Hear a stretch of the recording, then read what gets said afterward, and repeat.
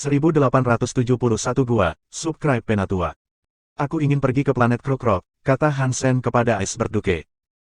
Kamu ingin merekrut Gana? Iceberg Duke memahami proses berpikir Hansen. Planet Kruk-Krok adalah tempat milik Feathers. Ras utama di sana, bagaimanapun, adalah Gana.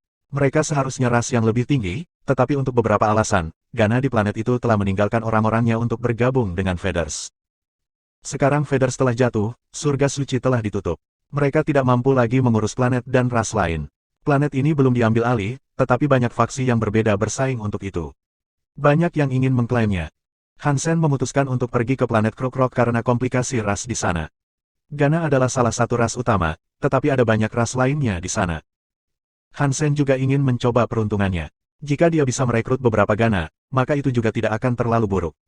Gana sangat pandai memproduksi obat dari gen xenogenik. Mereka dikenal sebagai jenius, dan banyak faksi menyukai prospek mendapatkan bakat khusus mereka. Tetapi karena fakta bahwa begitu banyak faksi yang berbeda menginginkan mereka, Gana belum memutuskan mana yang harus mereka ikuti. Tidak buruk, aku mau pesan Gana. Jika aku tidak dapat memperolehnya, ada ras lain yang dapat dipilih. Bagaimanapun, harus ada beragam pilihan untuk dipilih, kata Hansen secara acak. Kamu harus menaruh harapan untuk mendapatkan ras lain.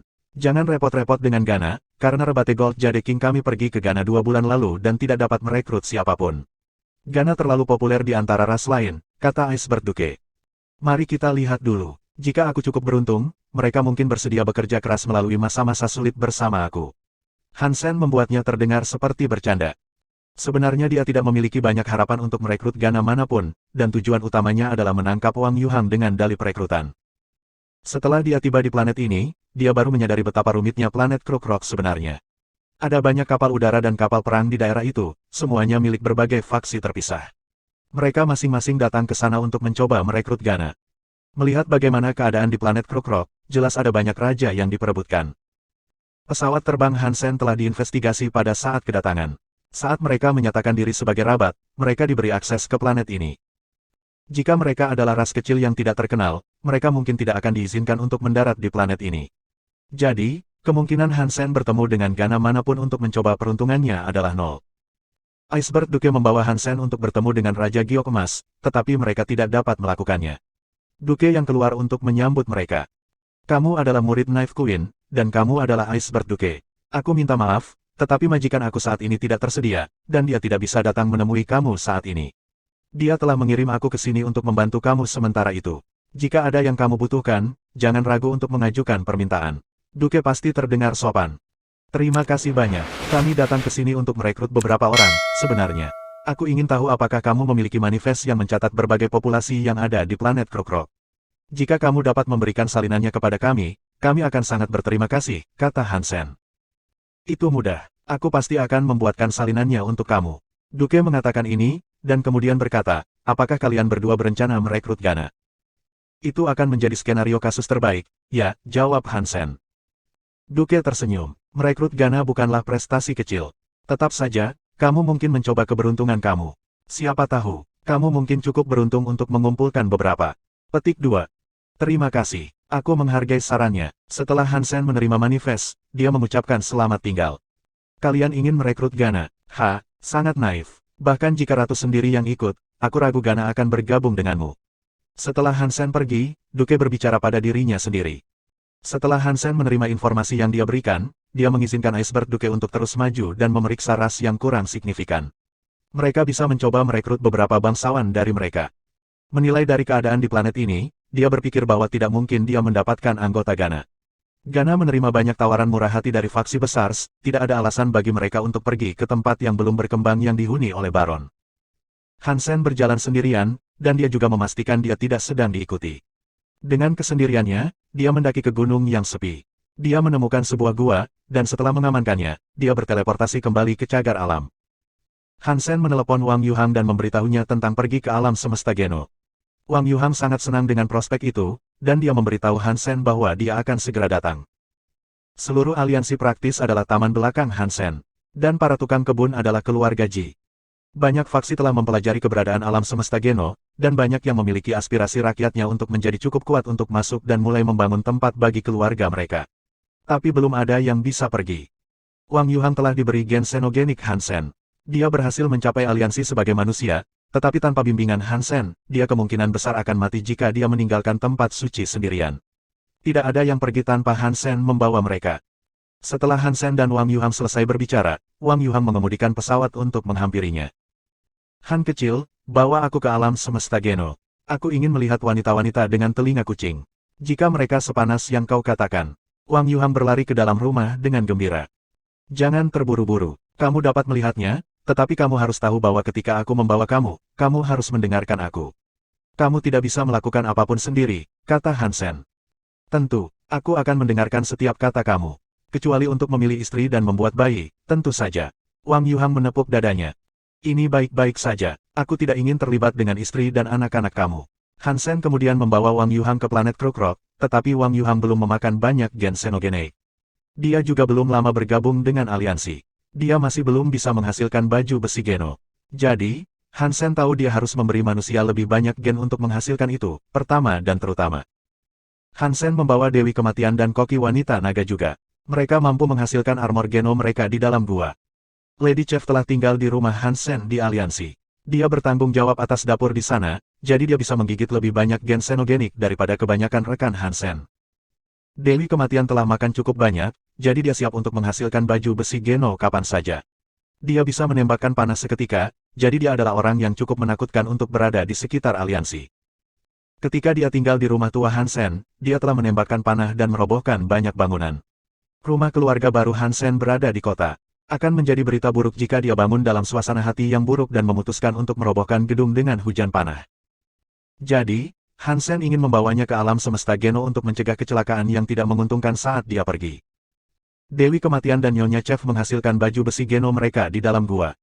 Hansen dan Wang Yuhang berjongkok di dalam gua dan berjaga-jaga. Tiba-tiba, Hansen mendengar suara seseorang mendekat. Oh tidak, memiliki paman kecil di sini benar-benar sial. Wanita naga dan Dewi Kematian sedang membuat baju besi Geno mereka. Mereka tidak dapat diganggu selama proses ini. Hansen mengerutkan kening saat suara itu semakin dekat. 1872 Gana.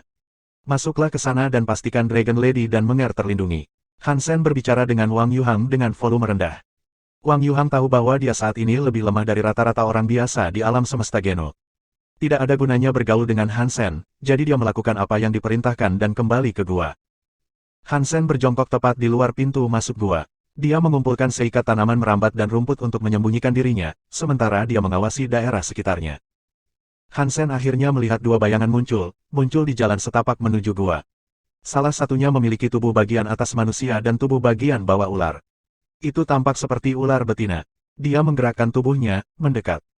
Gana, Hansen kaget. Di tempat yang tandus seperti itu, jarang sekali melihat Gana. Di sebelah Gana ada orang berkepala sapi. Itu berbeda dari yang pernah dilihat Hansen sebelumnya. Yang ini pasti perempuan, dan dadanya memiliki dua bola baja. Itu tampak menakutkan. Hansen membaca ringkasan berbagai ras yang bisa dilihat di planet Kruk-Rok. Dia tahu bahwa orang yang berkepala sapi itu berasal dari ras yang disebut Kao. Mereka adalah ras yang cukup padat di planet ini. Ada begitu banyak dari mereka di planet ini karena mereka memiliki sebagian besar darinya.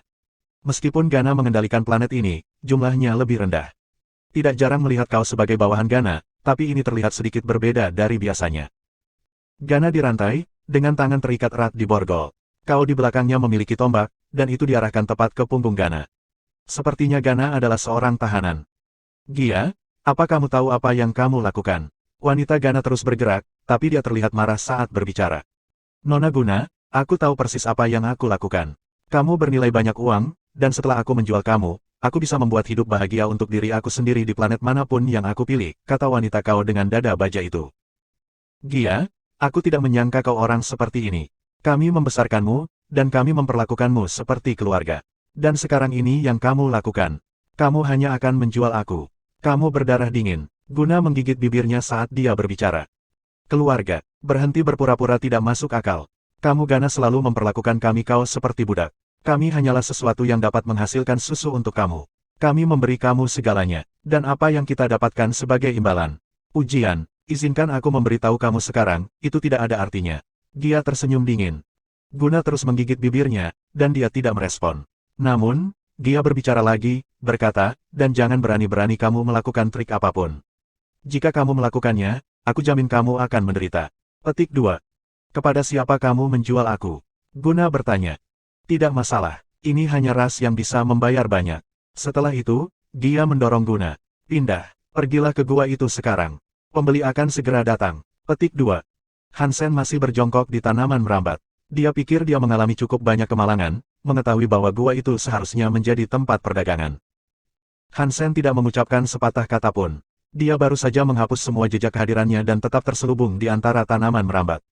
Dia mencengkeram gagang Ghosted Knife juga. Ketika Guna mencapai pintu masuk, matanya yang indah menatap tanaman merambat yang tersembunyi di bawah Hansen. Dia menatap langsung ke Hansen, dan dia tampak sangat terkejut. Hansen terkejut, dan dia berpikir, indera yang sangat kuat, pasti. Aku menyembunyikan kehadiranku, namun dia masih bisa melihatku. Petik 2. Tapi Guna tetap bersikap santai dan terus bergerak maju. Dia berperilaku seolah-olah dia hanya terlihat seperti itu tanpa sengaja. Dia tidak melihat ke arah Hansen lagi, tetapi saat dia mendekati gua, dia bergerak semakin dekat dengannya. Setelah beberapa detik lagi, Guna lewat tepat di depan Hansen. Hansen yang masih merambat tak bergerak sedikit pun hingga Gia juga berada di depannya. Lalu dia melompat ke depan. Dengan Ghosted Knife, dia bergegas keluar dan mencoba menancapkannya ke punggungnya. Gia sangat kuat, dia bisa saja menjadi seorang Earl. Hansen masih tidak bisa memanfaatkan kekuatan penuh Ghosted Knife, dan akibatnya, dia mungkin tidak akan bisa merusak tulangnya. Jadi, dia harus membidik dan menyerang bagian paling lembut dari tubuhnya. Tanpa buff apapun, Hansen harus menggunakan kekuatannya sendiri untuk mengaktifkan semua kekuatan Ghosted Knife yang dia bisa. Pisau Ghosted Knife seperti taring, dan menusuk pinggang Gia tanpa penyesalan. Tapi kulitnya tebal. Dia tidak mengenakan baju besi, tapi meski begitu, Hansen hanya bisa mendorong 10 cm pedangnya ke punggungnya. Dibandingkan dengan pinggangnya yang setebal barel, dia hanya berhasil memasukkannya sekitar 30% dari yang diperlukan. Itu pasti tidak cukup. Gia telah disergap, tapi meski begitu, dia tidak berniat kabur. Serangan itu tampaknya membuatnya marah, dan dia tidak begitu memperhatikan luka yang dia alami. Dia mengangkat tombak di tangannya dan mengayunkannya dengan kuat.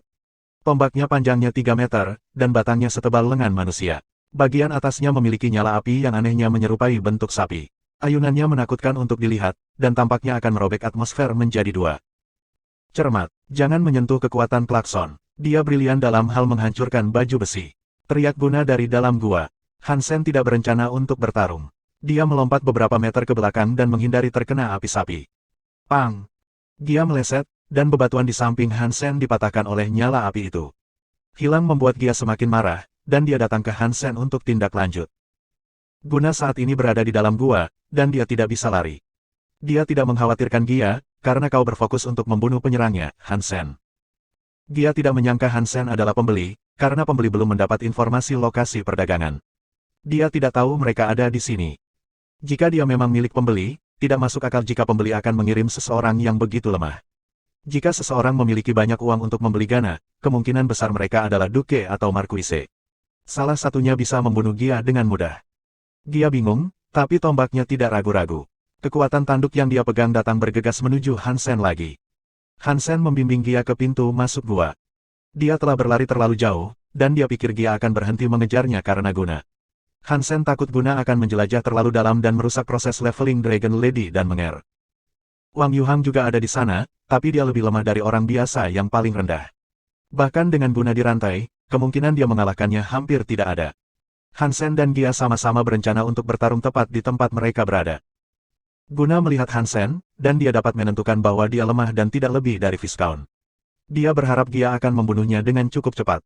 Jadi, dengan waktu yang terbatas, dia memikirkan cara terbaik untuk melarikan diri dari tempatnya berada. Meski begitu, meski Hansen terlihat lemah, Guna bisa mengetahui seberapa cepat dia. Serangan Gia bahkan tidak mampu mengacak-acak bajunya. 1873 Guna. Sesaat kemudian, Hansen tahu persis apa kekuatan Gia. Dia tidak ragu-ragu, dan dia tiba-tiba berakselerasi ketika tombak bajanya mendekat. Tombak baja dan kekuatan tanduk yang dibawanya tidak dapat menyusulnya. Hansen melintas melewati Gia, meletakkan tebasan di lehernya dengan pisaunya. Serangan itu tidak cukup untuk memenggal kepalanya sepenuhnya, tetapi pembuluh darah dan tenggorokannya putus. Gia tidak bisa berbicara, tapi dia masih aktif. Dia mengayunkan tombak bajanya ke Hansen lagi. Hansen mempercepat dan menghindari tombak yang masuk sekali lagi. Sekali lagi, dia menusukkan pisaunya ke punggung Gia. Guna berdiri di dalam gua, dan dia menyaksikan serangan brutal Hansen dengan ekspresi kaget. Kekuatan gigi rebate, bagaimana? Dia bahkan bukan salah satu dari rebate. Bagaimana dia bisa menggunakannya? Guna mulai berpikir, jika dia benar-benar pembeli, melarikan diri mungkin cukup sulit. Dengan kecepatan itu, dia lebih cepat dari Marquise. Namun, kekuatannya tampaknya tidak cocok dengan tingkat kecepatan itu. Petik 2. Saat Guna memikirkan semua ini, dia menjatuhkan tombak bajanya ke tanah dan terjatuh. Lukanya mengeluarkan banyak darah, terutama luka di lehernya. Lehernya setengah terpenggal, dan itu dengan cepat membuatnya terkuras. Dia tidak bisa tetap kuat. Batang tenggorokannya telah diiris menjadi dua, jadi dia bahkan tidak bisa berteriak. Yang bisa dia lakukan hanyalah mengejang di tanah. Hansen kemudian memasukkan pisaunya ke jantungnya dengan mudah, karena ketidakmampuannya untuk melawan. Dia mengakhiri hidupnya begitu saja. Terima kasih telah menyelamatkan aku. Gana akan membayar hutang ini dengan kemurahan hati. Guna membungkuk di depan Hansen. Dan hadiah macam apa yang harus aku harapkan dari kalian? Hansen bertanya, melirik Guna. Ini adalah kesempatannya. Dia ingin menggunakan kekuatannya untuk membuat Gana terkesan sehingga mereka bisa mempertimbangkan untuk bergabung dengannya. Dia sebelumnya mengira kesempatan seperti ini tidak mungkin didapat. Tapi sekarang, sebuah kesempatan secara ajaib muncul tepat di depannya. Dia tidak akan membiarkan kesempatan ini berlalu begitu saja. Jika dia memainkan kartunya dengan benar, dia bertaruh dia bisa membawanya ke planet Eclipse. Guna memandang Hansen dan berpikir segalanya mungkin berubah dari buruk menjadi lebih buruk. Dia menatap wajahnya dan percaya dia telah bertemu seseorang yang bukan orang baik. Guna tersenyum dan berkata, ada lebih banyak kau di planet Kruk-Rok, dan Gana akan segera tak berdaya. Jika kamu tidak keberatan, aku ingin membawa keluarga aku bersama kamu ke suatu tempat. Kami dapat mengikuti kamu, dan kami dapat membantu kamu. Petik 2. Hansen terkejut, dan dia mengamati fasad rasa terima kasihnya yang tulus. Itu membuatnya tertawa.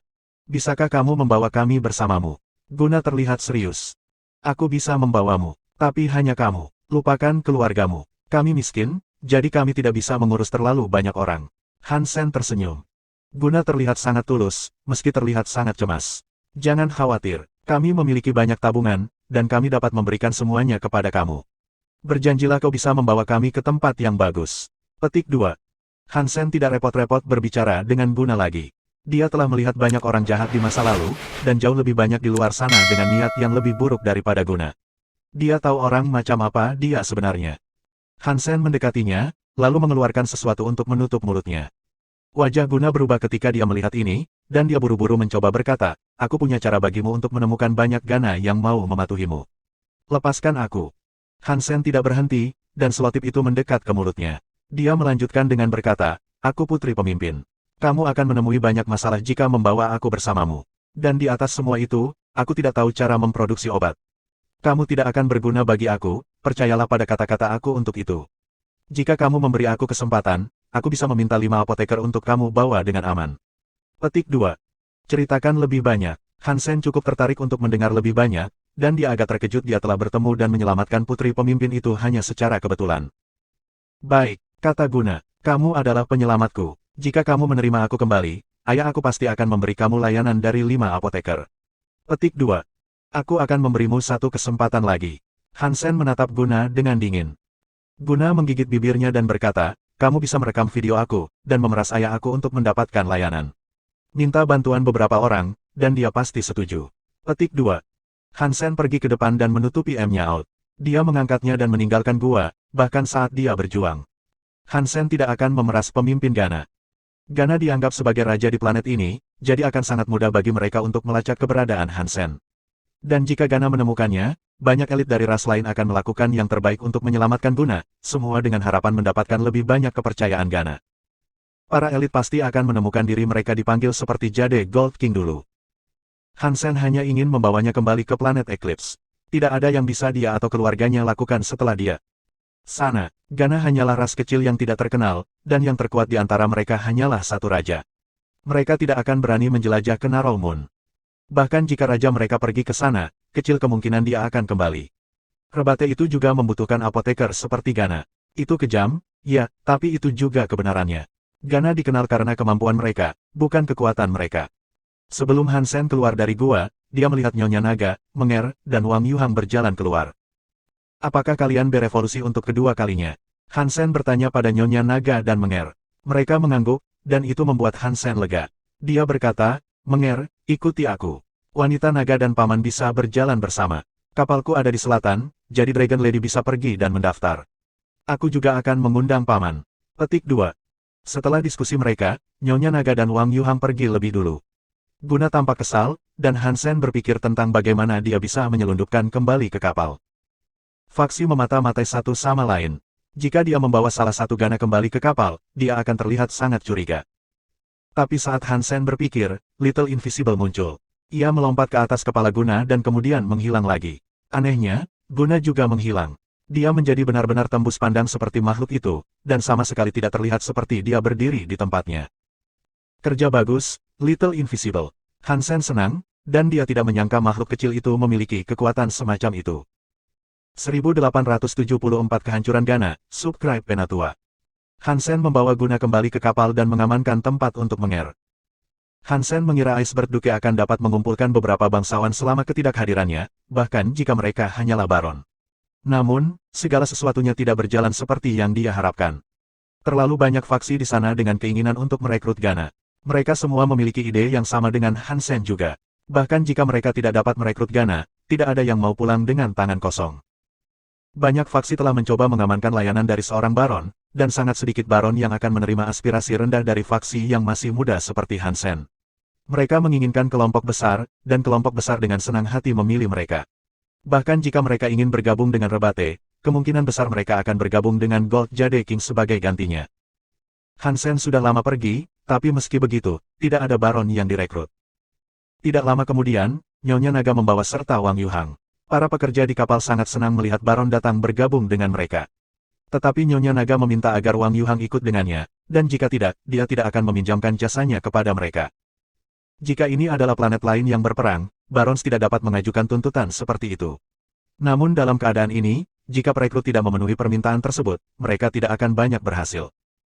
Hansen berpidato yang memungkinkan mereka untuk tinggal. Para pekerja mematuhinya, dan keduanya dibawa ke kapal. Iceberg Duke, terlalu sulit untuk merekrut orang di sini. Kita harus pergi ke planet lain. Hansen menyembunyikan Guna di kamarnya, dan dia tidak suka tinggal lebih lama dari yang seharusnya. Baik. Iceberg Duke tahu ini akan terjadi. Dia telah memperingatkan Hansen bahkan sebelum mereka tiba. Tetapi alih-alih menggosoknya, dia hanya setuju dengannya.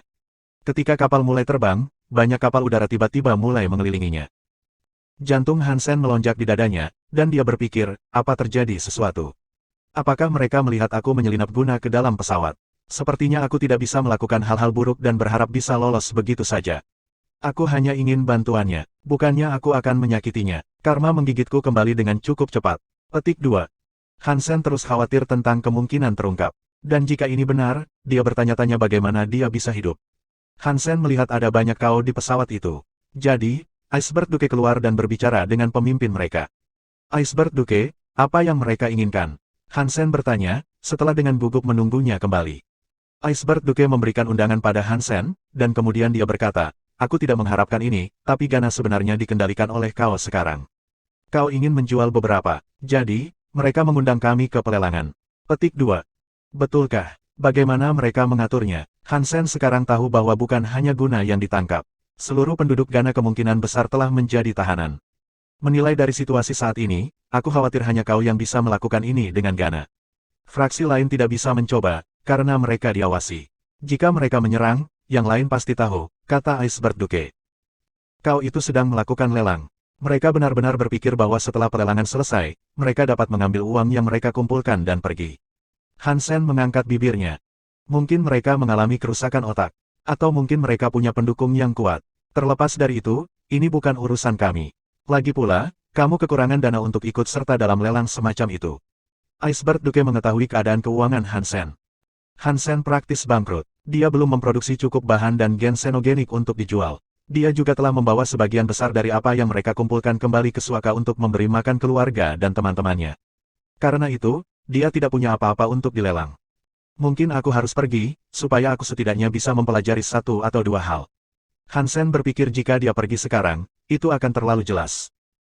Jika dia ada di sana untuk Gana dan bahkan tidak repot-repot menunjukkan wajahnya di pelelangan, tindakannya mungkin dianggap mencurigakan.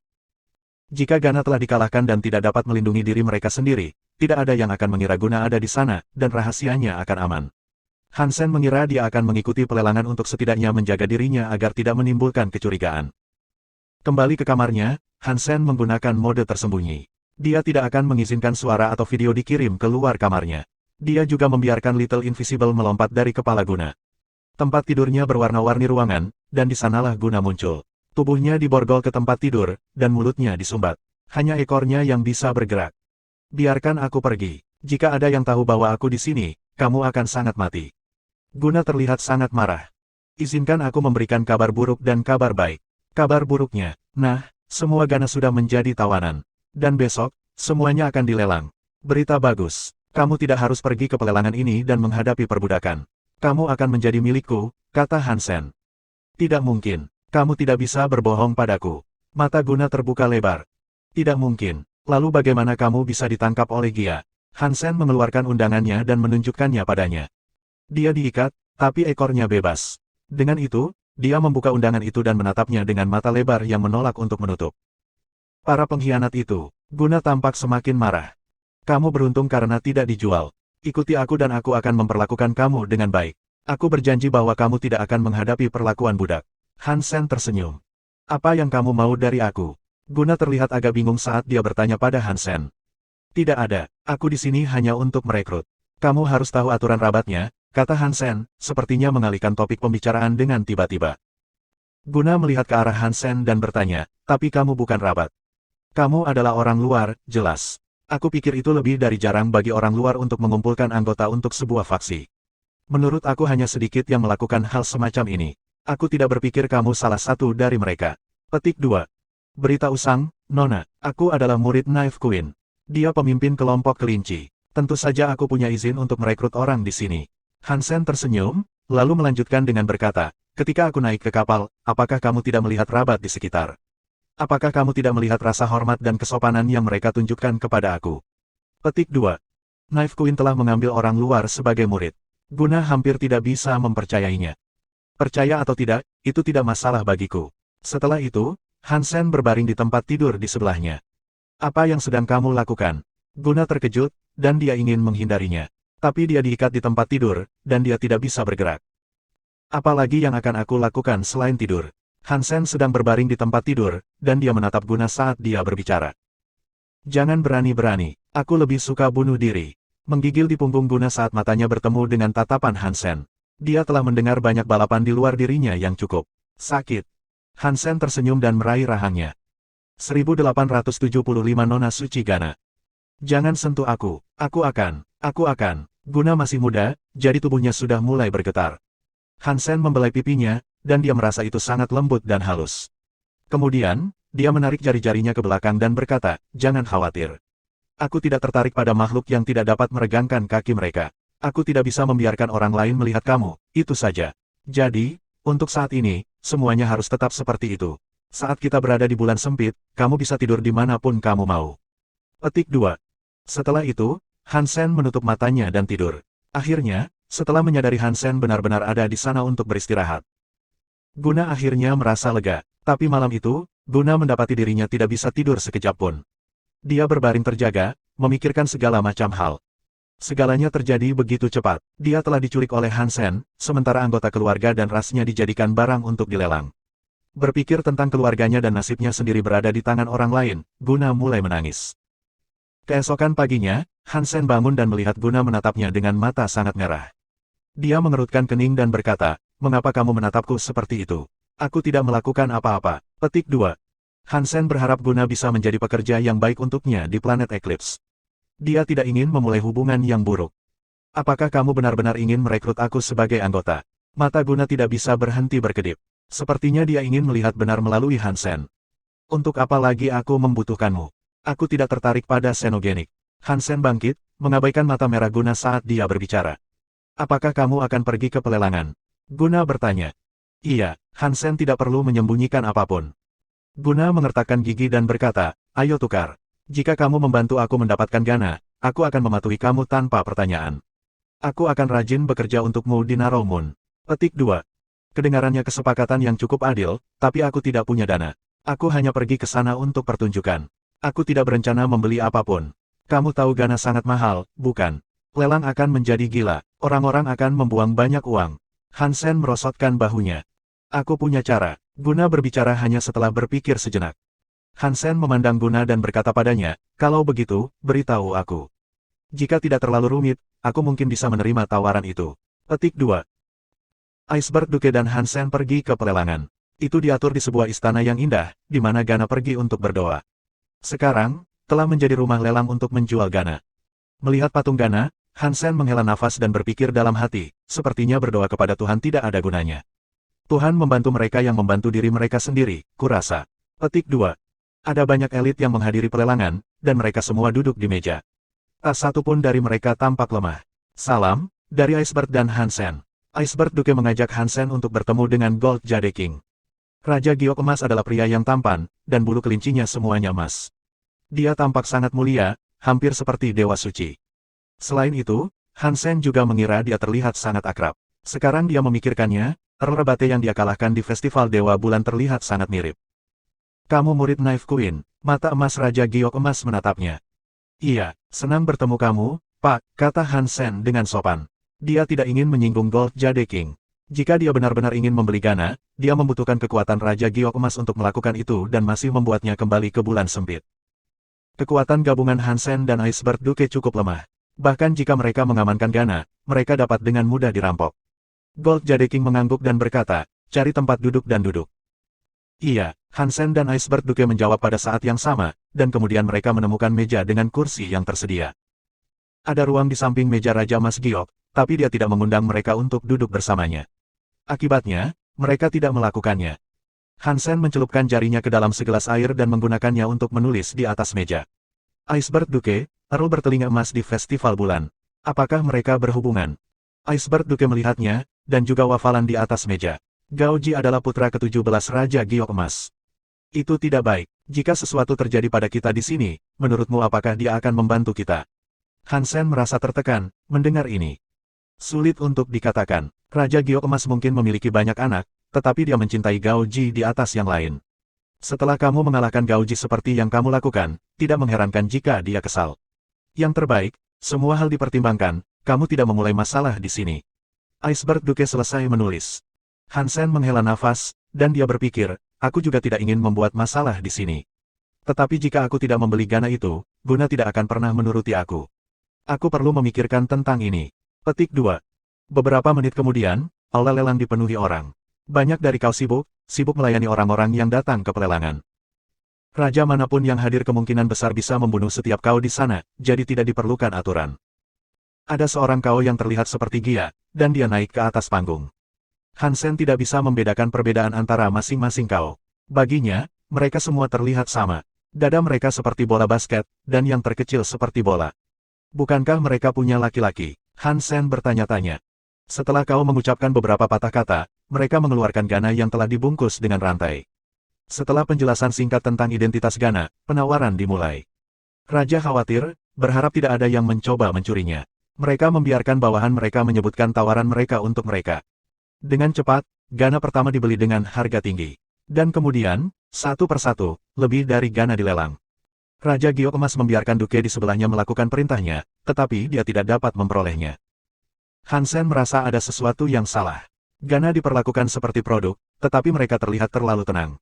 Orang dewasa, dan bahkan anak-anak, tidak meneteskan air mata sedikitpun. Mereka dengan tenang membiarkan diri mereka dijual. Tidak ada perlawanan, dan setelah dibeli, mereka diam-diam berdiri di samping pembeli. Sesuatu yang salah. Hansen melihat sekeliling, tetapi dia tidak melihat sesuatu yang tidak biasa.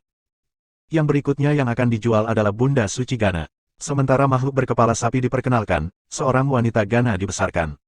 Ketika Hansen melihatnya, dia sangat terkejut. Wanita itu tampak persis seperti Guna. Dia memiliki wajah yang halus dengan kulit putih. Pinggangnya sangat ramping, dan payudaranya besar dan penuh. Dia tampak seperti Guna. 1876 Surga Api Penyucian. Setiap orang harus tahu bahwa bakat farmasi Gana terhubung dengan kekuatan mereka. Semakin murni darah mereka, semakin besar obat mereka. Holy Lady ini bukan dari keluarga kerajaan, tapi darahnya sangat murni. Dia tidak diragukan lagi adalah yang terbaik dari semua Gana. Harga awalnya adalah, kau terus berbicara. Orang-orang di sekitar semua mulai meneriakkan tawaran mereka, yang membuat para juru lelang kesal. Keributan itu cukup mengejutkan Hansen. Hanya ada beberapa lusin Gana yang masih menunggu untuk dijual, yang memberi tekanan pada penawar yang masih belum mendapatkan Gana. Dan ini adalah nyonya suci, jadi dia adalah barang yang menarik. Gold Jade King belum aktif menawar dalam lelang sebelumnya. Dia sepertinya menunggu Gana dengan darah murni. Hansen, melihat wanita itu di atas panggung, tampak sangat khawatir.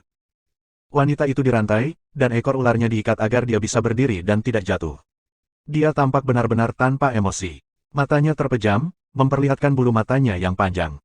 Bibir cantiknya bergetar. Sepertinya dia adalah seorang biarawati yang berada di tengah-tengah doa yang mengerikan.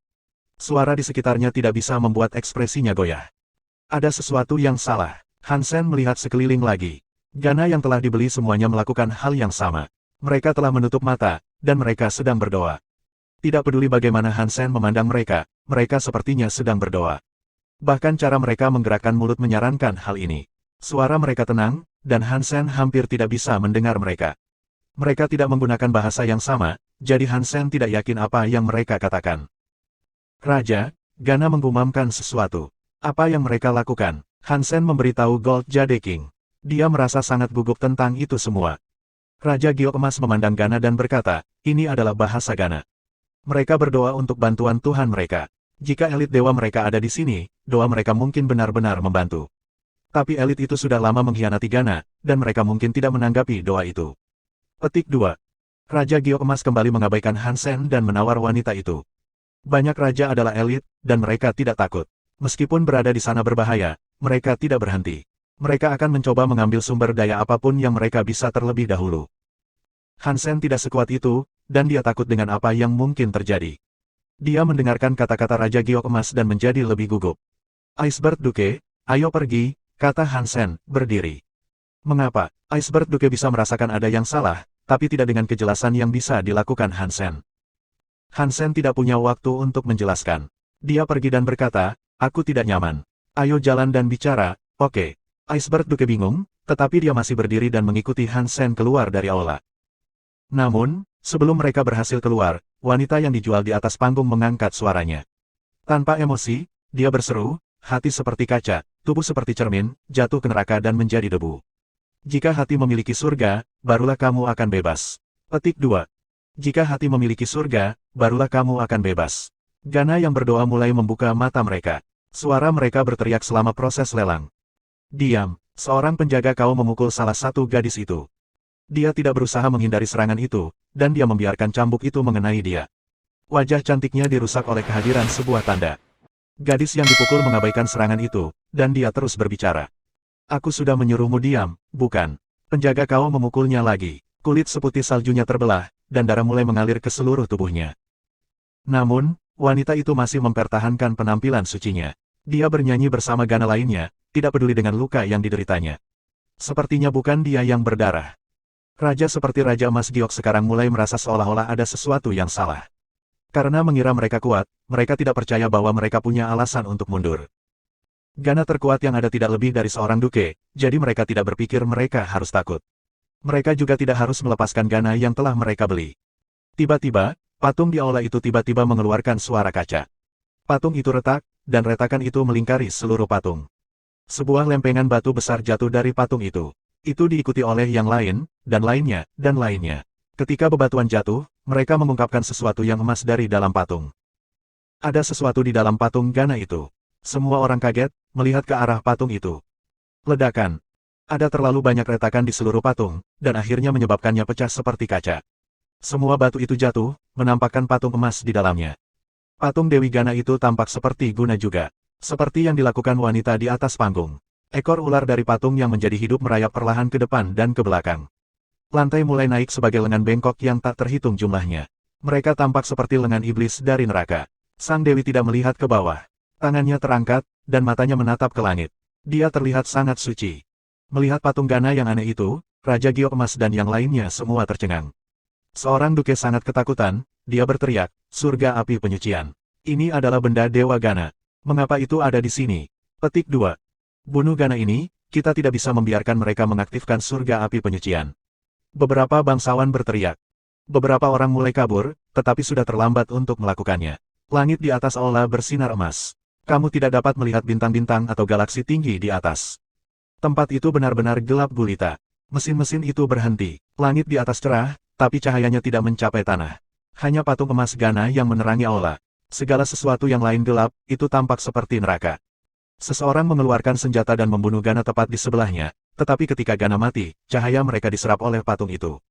Dan ketika itu terjadi, seluruh dunia menjadi lebih gelap. Idiot, jangan bunuh mereka. Mereka mengorbankan diri mereka sendiri, seorang raja berteriak dengan dingin. Jeritan mengerikan mulai meletus dari luar. Seorang kau dari luar bergegas ke aula, tapi sebagian besar tubuhnya telah terkoyak. Dia berjuang sedikit dan kemudian meninggal. 1877 aula terselubung dalam kematian. Jadi bagaimana jika itu adalah item yang didewakan? Tanpa seorang dewa untuk mengontrolnya, apa yang sebenarnya dapat mereka lakukan?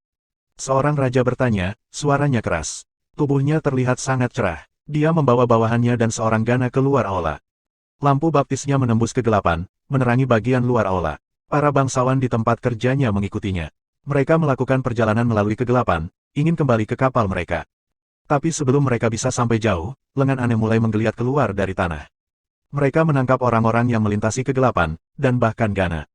Raja menyerang dengan lampu dewa. Dia menebang lengan aneh itu, tapi dia satu-satunya yang bisa melindungi dirinya sendiri. Para duke tidak dapat menahan lengan yang menggenggamnya, dan mereka mendapati diri mereka ditarik ke bawah ke bumi. Ketika lengannya menempel pada mereka menyadari bahwa tanah di bawah mereka berubah menjadi lumpur. Orang-orang yang lebih lemah segera ditarik ke bawah, menghilang di bawah permukaan. Para duke berjuang untuk sementara waktu, tetapi senjata itu pada akhirnya terlalu berat untuk mereka. Mereka mengalami nasib yang sama, meski lebih lambat. Seseorang mencoba terbang. Sebuah cahaya emas melesat ke langit untuk mencegatnya, dan sosok terbang itu dikirim berputar ke awan. Tidak ada suara, dan dia pergi begitu saja. Raja tidak terkalahkan, tetapi dia tidak terlalu peduli pada orang lain dalam pekerjaannya. Dia berhasil keluar hidup-hidup, tetapi hanya dua bawahan yang selamat bersamanya. Selusin orang yang sebelumnya mengikutinya telah ditelan. Beberapa raja yang tersisa di dalam aula tampak mengerikan. Mereka tahu barang-barang dewa itu menakutkan, dan mereka telah mendengar tentang surga api penyucian sebelumnya. Mereka tidak berharap itu sekuat itu. Bahkan petarung kelas raja tidak bisa berurusan dengan elit yang didewakan. Kemungkinan seorang bangsawan biasa berhasil keluar hampir nol. Para duke tidak bisa pergi, dan tidak banyak raja. Sepertinya sebagian besar petugas akan mati di sana. Melihat patung Gana emas bersinar lebih terang dan lebih terang, beberapa raja mulai bergerak. Dengan bawahan mereka di belakang, mereka memimpin jalan melalui kegelapan. Mereka meninggalkan Gana, tahu bahwa mereka kemungkinan besar tidak dapat merawat mereka, meskipun mereka memiliki kekuatan. Surga api penyucian hanya akan menjadi lebih kuat, jadi bahkan elit kelas raja pun tidak mau tinggal di belakang. Mereka bisa melakukannya sekarang, tapi sulit untuk mengatakan apakah mereka bisa melakukannya nanti. Gold Jade King belum mengatakan sepatah kata pun sejauh ini, tetapi bahkan dia ingin pindah. Dengan dua orang duke, dia lari. Dia tidak mengatakan Iceberg Duke dan Hansen tidak bisa mengikuti, tetapi jika sesuatu terjadi pada mereka, dia tidak akan menutup mata. Kita harus lari juga, Iceberg Duke mengertakkan gigi. Dia tahu dia mungkin mati dengan mengikuti Gold Jade King, tapi tetap tinggal akan menjadi hukuman mati. Mengapa dia tidak langsung menyerang patung itu? Tidak bisakah beberapa raja bersatu untuk mengalahkan item dewa? Hansen menarik Iceberg Duke. Jika mereka bisa, menurutmu apakah mereka akan memilih untuk lari? Sementara Iceberg Duke menjawab, Gold Jade King sudah mendapatkan jarak yang sangat jauh. Jika dia akan lari, sekarang atau tidak sama sekali. Wajah Iceberg Duke jatuh saat Gold Jade King meningkatkan jarak di antara mereka. Satu-satunya kesempatan kita hilang. Mungkin tidak, aula ini baik-baik saja, kata Hansen, sambil melihat orang-orang yang tersisa. Masih ada beberapa orang di aula. Gana, kau, dan beberapa bangsawan yang tidak memiliki raja. Para bangsawan yang datang dengan seorang raja sudah habis, tetapi mereka sebagian besar telah terbunuh. Para raja tidak bisa menjaga bawahan mereka. Bicaralah, Jalang, bagaimana kita menghentikan hal ini? Jika kamu tidak memberitahuku, aku akan membunuhmu. Banyak bangsawan mengancam akan membunuh semua Gana. Seorang duke menangkap wanita Gana dan menamparnya. Wajahnya bengkak. Sebaiknya kamu bunuh aku sekarang, kata wanita Gana, tapi tidak ada amarah yang menyelimuti perkataannya. Kematian tidak harus cepat. Jika kamu tidak mengatakan yang sebenarnya, kamu akan mengalami nasib yang lebih buruk daripada kematian biasa. Duke benar-benar marah. Dia meraih lengannya dan merobek sepotong daging. Bangsawan lainnya juga menuntut Gana memberi mereka solusi. Mereka benar-benar menginginkan cara untuk keluar dari sana. Orang bodoh. Jika Gana bisa menghentikan ini, raja tidak akan pergi. Iceberg Duke mengerutkan kening. Hansen menggelengkan kepalanya dan tidak berbicara. Gana tidak bisa menahan siksaan dan berteriak, semuanya di area sudah mati. Surga api penyucian telah dimulai, dan tidak ada cara untuk menghentikannya. Segalanya dan semua orang akan mati. Gana lebih suka berdiri tegak dan mati daripada layu sebagai budak seseorang. Kalian sedang bermimpi. Petik 2. Aula itu kacau balau. Hansen melihat keluar dan melihat para raja sudah cukup jauh. Hampir tidak mungkin untuk melihat cahaya mereka sekarang, karena kegelapan menguasai semuanya. Iceberg Duke, mari kita bawa Nyonya Gana bersama kita. Mungkin ada kemungkinan kita bisa hidup. Hansen berjalan menuju wanita Gana. Duke sedang menyiksanya. Jadi, Hansen mencoba menyerang Duke dari belakang. Pria itu sangat marah, tapi Duke adalah bangsawan, dan dia sangat cepat. Dia berhasil menghindari pisau Hansen. Melihat bahwa Hansen sangat lemah, kemungkinan besar hanya Baron atau Viscount, pria itu menjadi lebih marah. Sekarang dia ingin membunuh Hansen. Saat itulah Iceberg Duke meluncurkan dirinya di depan Hansen, menatap Duke ke bawah. Dia tidak berpikir ada jalan keluar dari ini, tetapi wanita Gana tahu paling banyak tentang apa yang terjadi.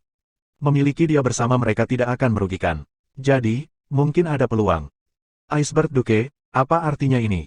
Tanya Duke dengan marah. Tidak ada, dia adalah murid master aku. Tidak ada yang bisa menyentuhnya selama aku ada, kata Iceberg Duke dengan dingin. Tahukah kamu apa yang sedang terjadi? Siapa peduli siapa kamu di saat seperti ini? Kembalikan Gana, jangan sampai aku menyakitimu, kata Duke dingin. Kamu pasti bisa mencoba. Iceberg Duke mulai menghasilkan aura dingin saat dia berbicara. Dia dengan cepat menjadi Phoenix S, melindungi dirinya sendiri. Hansen memoleskan obat ke luka wanita Gana, dan dia bertanya, kamu baik-baik saja. Kamu tidak perlu berpura-pura baik untuk membuatku percaya padamu. Aku dapat memberitahu kamu bahwa sekarang sudah sangat terlambat. Kita semua akan mati, termasuk diriku sendiri. Tidak ada yang bisa menghentikan surga api penyucian, kata wanita Gana tanpa emosi.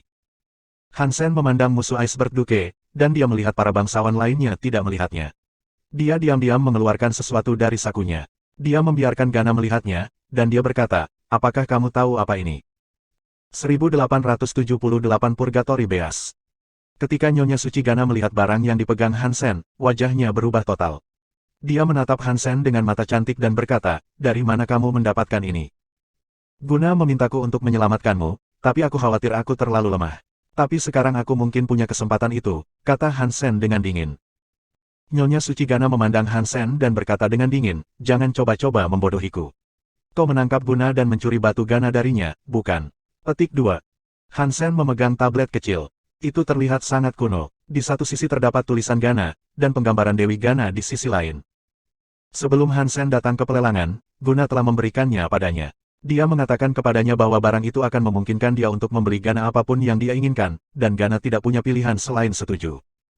Dia tidak menyebutkan nama spesifik Gana yang dia inginkan untuk dibawa Hansen, tapi dia mengatakan bahwa itu adalah saudara perempuannya.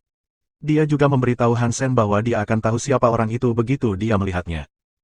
Guna juga benar, dia tahu, karena Guna dan wanita di depannya terlihat sama persis. Mereka hampir identik, seperti saudara kembar. Hansen menekan bagian depan tablet, lalu teks dan Dewi menyala. Seorang kaum menelepon dia menangkapnya dan mencoba menjualnya. Untung aku menyelamatkannya saat dalam perjalanan. Aku akan mengirimnya kembali, tetapi tampaknya Gana telah jatuh. Jadi, aku menyimpan Guna di pesawat aku. Dia meminta aku untuk menyelamatkan kamu, tidak peduli berapa biayanya. Dia juga menyuruhku untuk membawa ini ke pelelangan. Dia mengatakan kepada aku bahwa tablet ini akan memastikan kamu diselamatkan dari kau. Dia mengajari aku cara memanfaatkannya juga. Hansen hanya setengah jujur padanya. Nona Suci Gana terlihat bingung, tetapi dia akhirnya percaya padanya. Dia mengambil tablet darinya dan berkata, sangat menyenangkan bahwa Guna berhasil selamat, tapi ini benar-benar sudah terlambat bagi kami. Surga api penyucian telah dimulai, dan tidak ada harapan untuk bertahan hidup. Petik 2. Apakah benar-benar tidak ada cara lain? Hansen bertanya. Nona Suci Gana memandang patung emas Dewi Gana dan tersenyum masam. Jika kamu adalah seorang raja, kamu mungkin bisa melarikan diri dan keluar dari planet ini sebelum dikonsumsi oleh surga api penyucian. Namun, tampaknya tidak ada di antara kita di sini yang memiliki kekuatan itu, bukan? Petik 2. Bicarakan tentang ini nanti. Guna dan anak buahku ada di kapal. Apakah ada cara untuk menemukannya? Hansen sedang terburu-buru sekarang. Dia menjadi sangat takut Little Menger akan tertelan oleh kekuatan surga api penyucian. Bunda Suci Gana berpikir sejenak, lalu berkata, jika Guna bersama teman-temanmu, mereka pasti baik-baik saja. Tapi tempat perlindungan itu tidak akan bertahan lama. Di mana kapalmu sekarang? Petik 2. Itu merapat ke selatan dari sini, jawab Hansen cepat. Yah, paling tidak yang bisa kita lakukan adalah mencobanya. Ikuti aku dengan kecepatan tidak lebih dari 3 langkah di belakang, kata Nyonya Gana. Kemudian, dia menuju kegelapan. Hansen dengan cepat meminta Iceberg Duke untuk mengikuti mereka ke dalam kegelapan. Nyonya Suci Gana bersinar. Kemanapun dia bergerak, tidak ada lengan aneh yang terangkat dari tanah. Hansen dan Iceberg Duke berdiri tepat di sampingnya. Duke yang berperang melawan Iceberg Duke menyaksikan apa yang terjadi, jadi dia memutuskan untuk mengikuti mereka juga. Tapi dia hanya beberapa langkah dari Gana Holy Lady, dan sebuah lengan berhasil mencengkeram tubuhnya. Duke mengumpulkan kekuatan untuk melawan lengan yang datang untuknya, tetapi itu tidak ada gunanya. Dia terbang ke langit saat itu, tapi begitu dia lepas landas, cahaya emas keluar dari awan dan menghisapnya ke dalamnya. Lalu, dia pergi. Para bangsawan yang ingin mengikuti mereka berhenti. Tidak ada yang berani melangkah keluar sekarang. Hansen dan Iceberg Duke masih bisa mengikuti Gana Holy Lady, tapi dia terluka. Meskipun Hansen telah menyembuhkannya, dia masih bergerak sangat lambat. Bagaimana kalau aku menggendongmu? Hansen ingin mempercepat, tetapi dia tidak bisa lebih cepat. Nyonya Suci Gana menggelengkan kepalanya. Aku memiliki sedikit darah dewi di dalam diri aku. Aku dapat sementara menekan kekuatan surga api penyucian, tapi hanya itu saja. Aku tidak bisa mengontrolnya. Aku tidak berpikir aku akan bisa sepenuhnya lepas dari surga api penyucian. Jika aku tidak terhubung secara fisik ke tanah, bahkan untuk sesaat, kita akan segera menemukan diri kita di api penyucian. Petik 2. Hansen tidak punya pilihan selain mengikutinya. Semakin jauh mereka berjalan, semakin gelap hal itu. Dan juga, semakin redup cahayanya. Lengan mengelilingi mereka seperti ular beracun di atas tanah. Mereka hanya akan berguling-guling menjauh ketika Bunda Suci Gana tidak lebih dari 2 langkah lagi. Saat cahayanya menjadi lebih lemah, sinarnya berkurang. Hansen dan Iceberg Duke harus sangat dekat dengannya. Mereka hampir menekan punggungnya. Tiba-tiba terdengar teriakan. Wajah Nyonya Suci Gana berubah, dan dia berkata, "Tidak. Surga api penyucian telah berkembang lebih cepat dari yang aku kira. The Purgatory Beast telah dihasilkan." Petik 2. Saat dia mulai bersinar, Hansen melihat bayangan mendekat. Bayangan itu mampu menyamarkan dirinya dalam kegelapan, dan hanya matanya yang bersinar dari hitam. Ketika bayangan itu hanya berjarak 3 langkah, Hansen akhirnya bisa melihat wajahnya.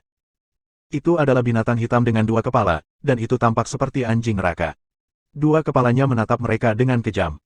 Nyonya Suci Gana menggigit jari-jarinya untuk mengeluarkan darah dan kemudian mengayunkannya ke arah binatang itu. Tetesan darah itu mendarat di tubuh binatang itu, dan mulai menangis. Itu jatuh ke tanah, larut menjadi asap hitam. Bagus, aku tidak tahu darah bisa digunakan seperti itu. Hansen memuji tindakan itu. Itu hanyalah binatang penyucian yang baru lahir. Itu lemah. Begitulah cara darah aku menekannya. Kalian jangan mencoba melawan. Mereka mungkin lemah, tetapi kekuatan biasa tidak dapat menyentuhnya, kata Nyonya Suci Gana. Setelah itu, binatang berkepala 2 lainnya melompat keluar dari kegelapan. Itu langsung menuju Iceberg Duke. Iceberg Duke bersenandung. Dia menghasilkan burung es dan kemudian menyerang binatang api penyucian. Tapi kekuatannya menembus iblis itu, seolah-olah itu benar-benar hanya bayangan. Binatang buas itu masih datang ke Iceberg Duke, melayang di udara tanpa terpengaruh. Nyonya Suci Gana melambaikan tangannya dan mengirimkan setetes darah untuk mendarat di Purgatory Beast. Sekali lagi, menjadi asap hitam. Iceberg Duke tampak murung. Kekuatannya sama sekali tidak berguna melawan hal-hal itu. Dia kurang berguna dari setetes darah, sekarang. Mereka bertiga terus berjalan. Tidak lama kemudian, wajah mereka berubah. Banyak binatang api penyucian mendekat dari kegelapan. Mata mereka ada di mana-mana, dan sulit untuk menentukan berapa jumlahnya sekarang. Sepertinya aku tidak akan bisa melihat guna untuk terakhir kalinya sebelum kita mati. Wajah Nyonya Suci Gana tampak pahit. Ada begitu banyak binatang penyucian sehingga tidak ada cukup darah di tubuhnya untuk mengalahkan mereka. Dia akan mengeringkan dirinya sendiri jika dia mencoba, dan itu masih sia-sia. Dia tidak bisa melakukannya. 1879 membunuh binatang api penyucian. Di pesawat, Guna bisa menyaksikan perubahan yang terjadi di luar jendela. Dia berteriak, Gana mengaktifkan Purgatory Heaven. Apa itu Purgatory Heaven? Wang Yuhang bertanya pada Guna. Ketika Hansen pergi, Wang Yuhang, Han Menger, dan Lady Chef ditugaskan untuk mengawasi Guna, kalau-kalau dia melakukan kesalahan selama dia tidak ada. Guna tersenyum masam, dan dia menggelengkan kepalanya.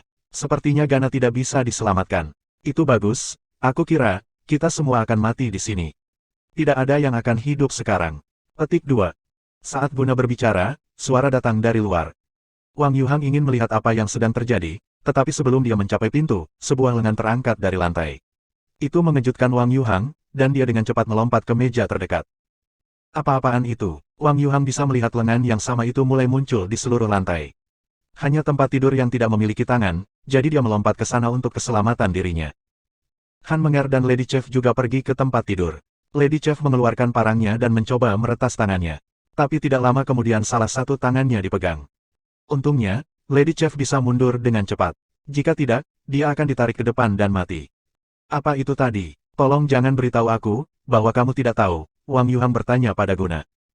Guna, tampak sombong, berkata, pernahkah kamu mendengar tentang benda Dewa Guna? Itu adalah Purgatory Heaven. Petik 2. Tidak, aku belum pernah mendengarnya. Wang Yuhang dan yang lainnya bingung. Bagaimanapun, mereka baru saja tiba di sana, jadi sangat tidak mungkin mereka mengetahuinya. Guna memutar matanya dan berkata, kalian tidak tahu. Bagaimana kalian bisa tidak tahu apa-apa tentang barang dewa kami yang terkenal? Pokoknya, item itu telah diaktifkan, jadi, kita sekarang semua akan mati. Petik 2. Wang Yuhang tersenyum dan berkata, kurasa tidak. Jika itu adalah bagian dari ras kamu, pasti ada cara bagi kamu untuk menghadapinya. Tidak, Guna menggelengkan kepalanya. Jika kamu tidak memiliki jalan, lalu mengapa lengan itu tidak dapat mendekati kamu? Wang Yuhang tidak percaya apa yang Guna katakan padanya, jadi dia memberinya senyuman sinis. Guna memutar matanya dan berkata, aku memiliki darah Dewi Gana.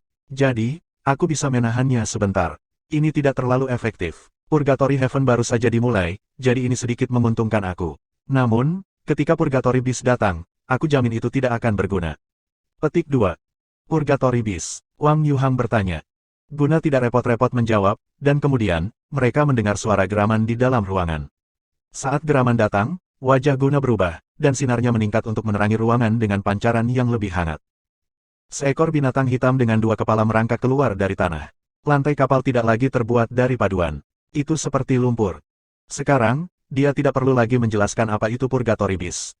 Lady Dragon memanggil garpu besar. Memegangnya, dia mendorongnya ke depan untuk menyerang binatang itu.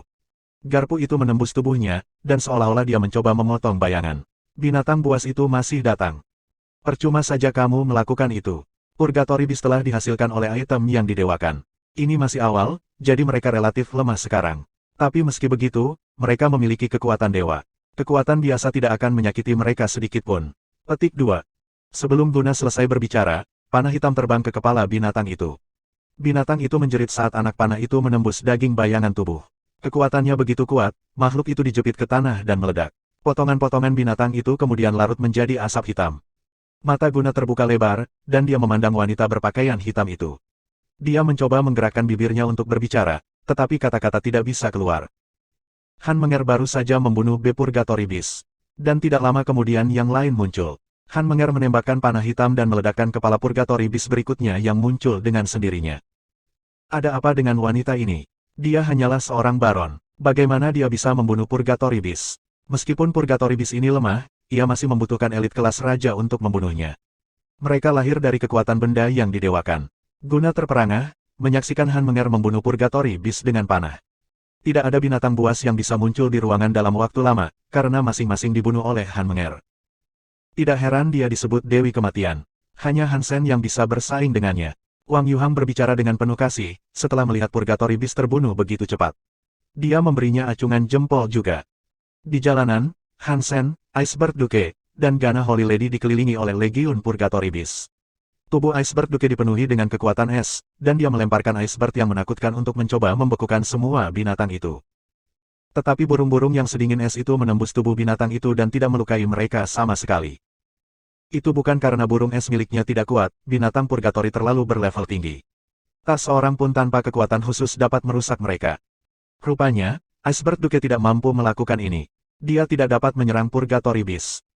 Han Sen mengeluarkan pisau gigi hantunya. Dia mencoba menyerang salah satu makhluk yang mendekat, tetapi bahkan Ghosted Knife mengiris tanpa melukai musuhnya. Kekuatan gigi tidak berguna melawan Purgatory Beast.